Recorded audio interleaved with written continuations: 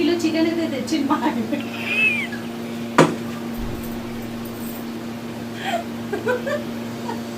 Kilo chicken అయితే తెచ్చింది మా ఆయన. ఇప్పుడు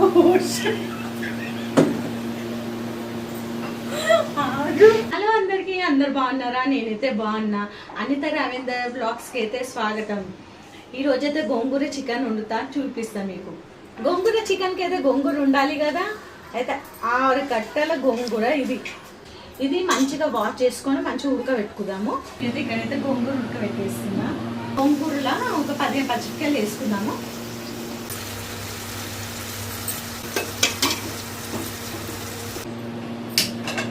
గెరటల ఆయిల్ పోస్తున్నా.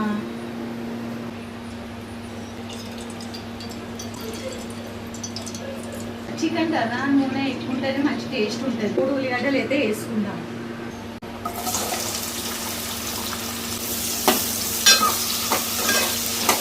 ఇలా చికెన్ అయితే తెచ్చింది మా ఆయనే.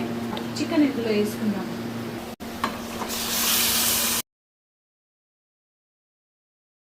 సెవెంటీ 70% అయితే చికెన్ ఉడికిపోయింది. కారం, ఉప్పు అన్నీ వేసేసాము. ఒక 2 స్పూన్ ఉప్పు, 1/2 స్పూన్ పసుపు, ఒక 3 స్పూన్ కారం,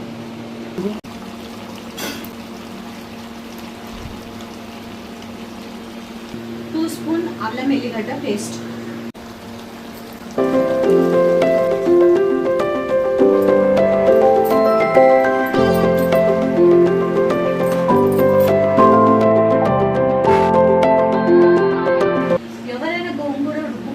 కానీ నేను మిక్సీలో వేసాను.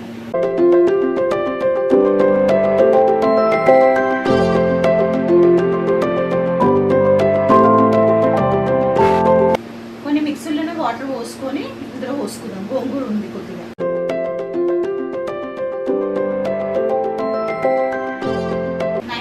అయితే చికెన్ ఉడికిపోయింది. గోంగూర వేసాం కదా, ఒక 10% అయితే వంట కంప్లీట్ అయినట్టు. కలుపుకుందాం. ఇప్పుడు అయినట్టేనండి కూర. గోంగూర చికెన్ కంప్లీట్. గోంగూర చికెన్ గురించి అయితే నేను జొన్న రొట్టె చేసిన టేస్ట్ చాలా బాగుంటుంది, మీకు చూపిస్తా.